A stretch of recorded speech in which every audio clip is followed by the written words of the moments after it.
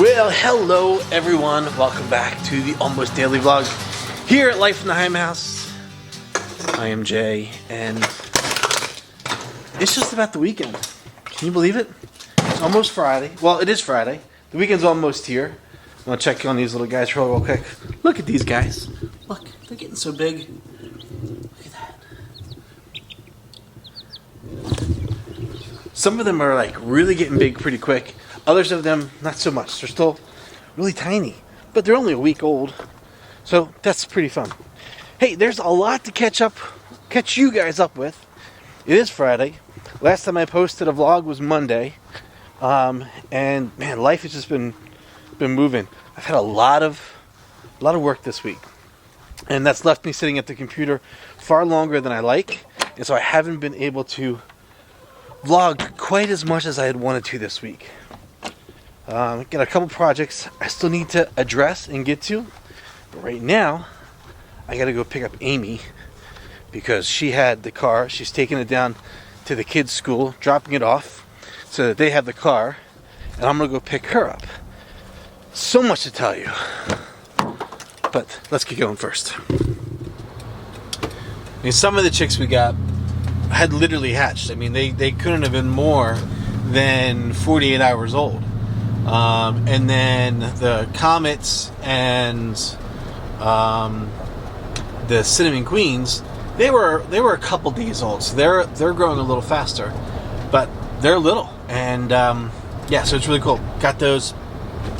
But yeah, it's been a week, friends. It's been crazy.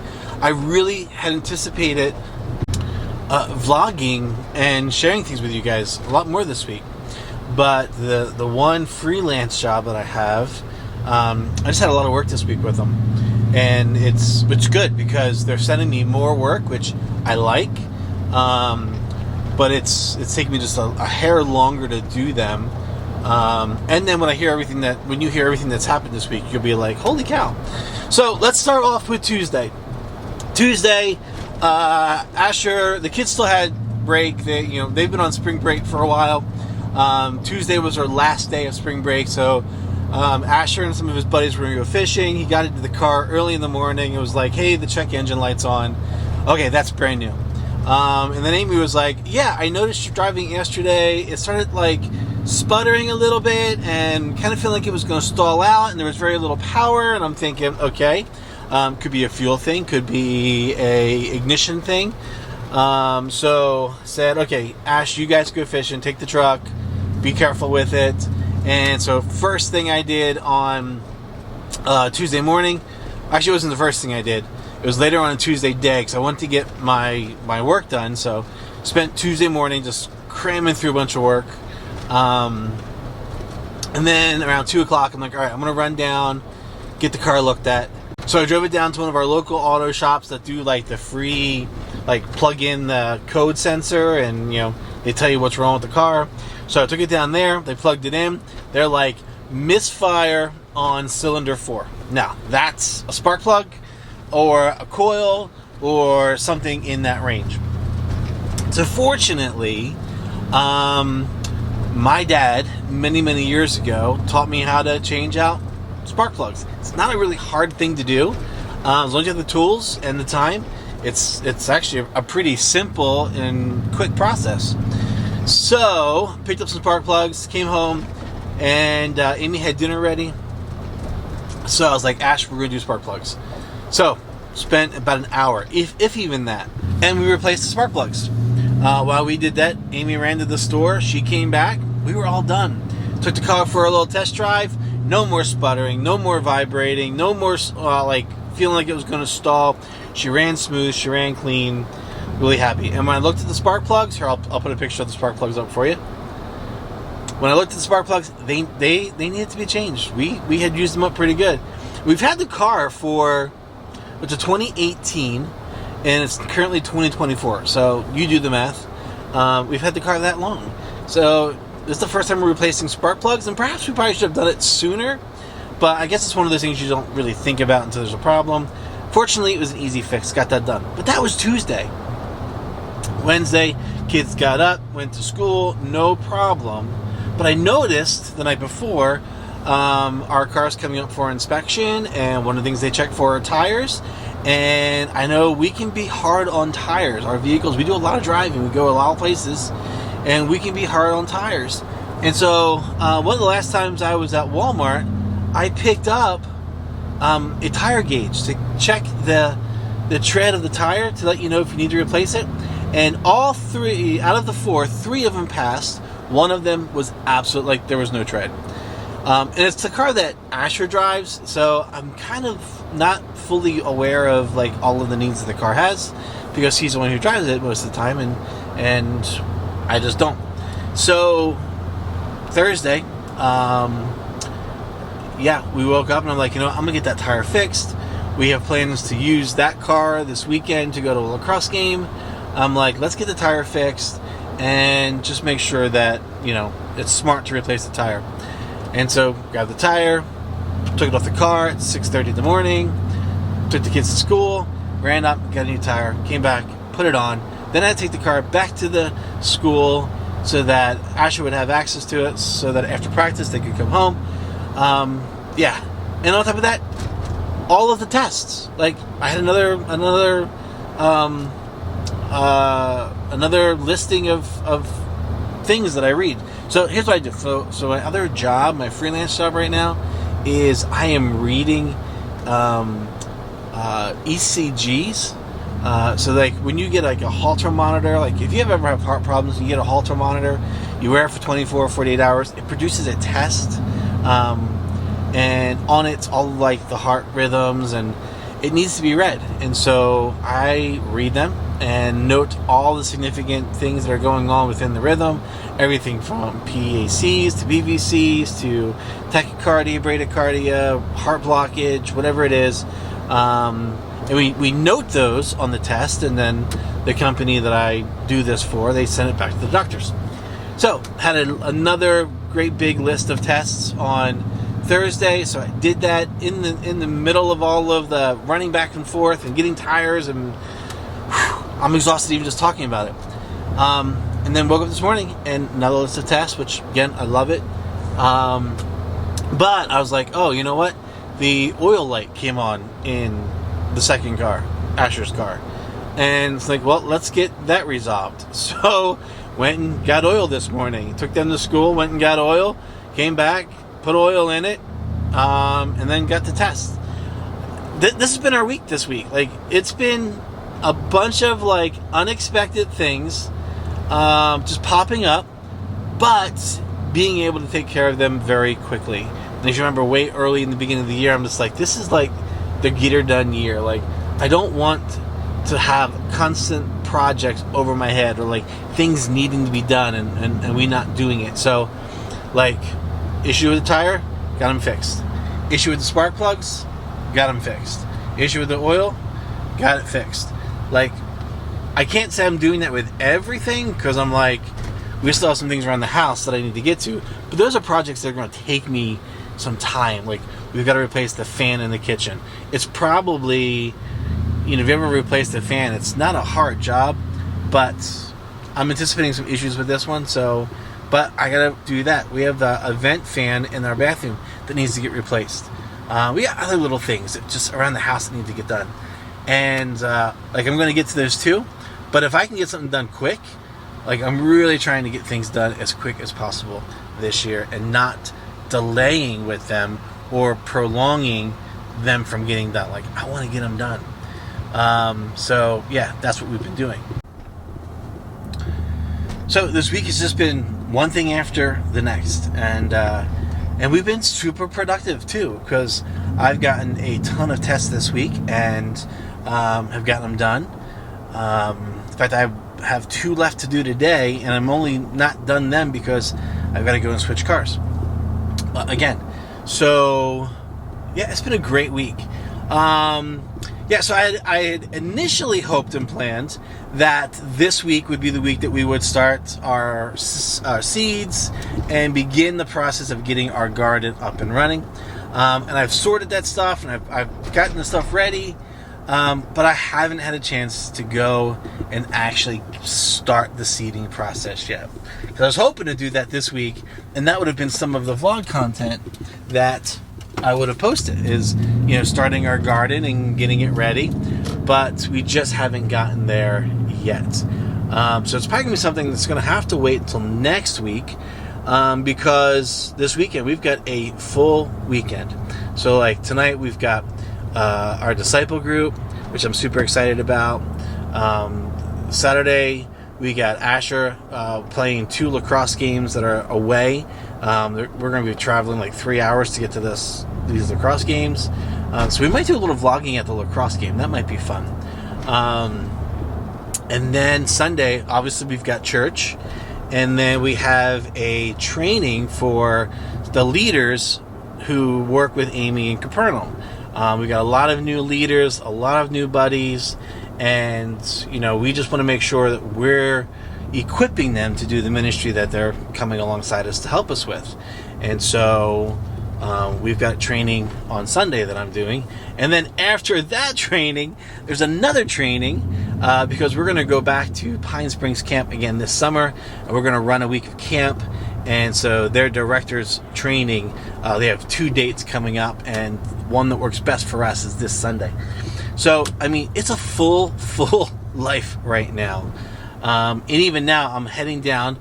Amy had to run to Washington to get some ear medicine for Rex, and she's having lunch with one of our neighbors. And now I'm coming down so that she can leave her car at the school. I'm going to pick them up and bring them home. It's been a week. It has been a week. We still have to get through the weekend. But here's the thing. I don't want it to sound like I'm complaining, because I'm totally not complaining. It has been a great week in so many ways. And there are so many things that we are kind of seeing and that are happening where we're seeing God's hand, we're seeing His blessing. And how can you complain when God's at work in your life? And so even with all of this crazy busyness, it's good, and we are just super excited for what God is doing. But I haven't even told you what's going on with Aiden and his car. They hit a deer a week ago. Aiden was coming back from Nate's house and ended up hitting a deer. And that's been a whole other issue. I've even told you about that. Like, seriously, there are so many things going on in life right now. It's amazing that God has been so faithful and good. And like I said on Monday, I want these vlogs, the almost daily vlogs, we're going to do them. I'm going to scale back a little bit so I can do some of the, farm and garden and chick vlogs. But I want these to be encouraging. And even though we've had kind of a crazy busy week, like, I feel so encouraged by God's faithfulness. And I'm going to talk more about that in a second, but I'm pulling in to pick up Amy. So let me put this on pause. I'll be back in a few minutes. For you, it'll just be a second, but I'll be back. So we were talking about God's faithfulness, and it's been a week. It's been a super busy week, but it's been a good week.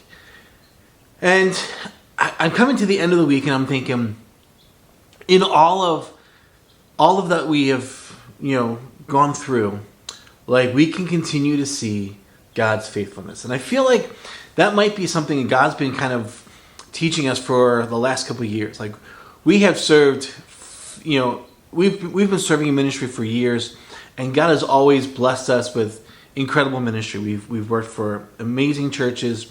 Our student ministry, the ministries that we've been a part of, have been exciting and fruitful, life-changing. God has always brought people into our lives that have blessed us beyond imagine. And we would probably count that as God's faithfulness in our lives.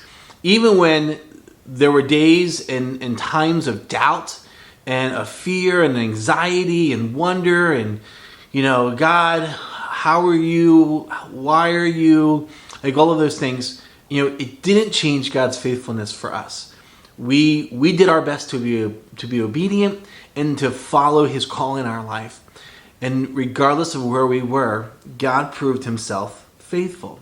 And we experienced good things. Like, you know, you talk about valleys and mountains in life. You know, you have your times when you're low, your times when you're high. And honestly, you know, there were many years that most of our time was high. Like, we would maybe come halfway down the mountain, maybe dip into the valley a little bit, but we wouldn't stay there long. But it was good ministry. We felt God, his faithfulness was with us, and life was good.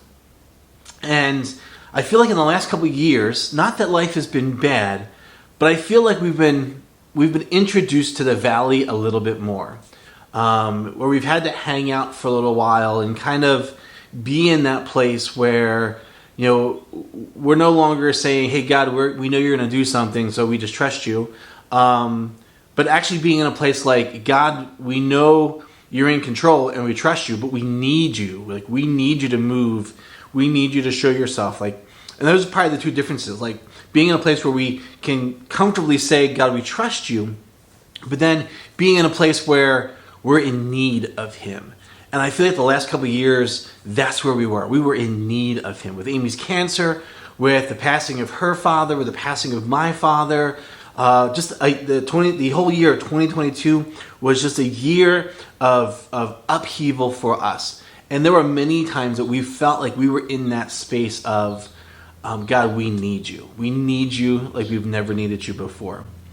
And I feel like it was in these seasons, because I feel like we're climbing back up the hill now. We're not, you know, in that valley. God's still, you know, we're still waiting for God to show us a few things and make a few things clear. But we're definitely in that place of we are ascending that mountain again. And as I look back, I kind of feel like what God has been doing in our lives is showing us what it really looks like to have faith in his faithfulness. I guess that's the best way to say it. To have faith in his faithfulness. To know that because of who he is, not because of who we are or what we're doing, but because of who he is faithful. He is always faithful. He is the same yesterday, today, and tomorrow. Excuse me. And so I feel like this past couple of years has been just God saying, I am faithful. How far will you trust my faith? You know, when Amy was diagnosed with breast cancer, you know, we kind of said, God, through this journey, we're going to trust you. Because at the point when we first got the diagnosis, we didn't know anything. Like, we didn't know how bad. We didn't know what the outcome was going to be. We didn't know if she was going to need chemo or any other therapy. Like, we didn't know anything. And so our immediate response was like, okay, here's where we are, but we know who God is, and God, we're going to trust you. We're going to trust God no matter what.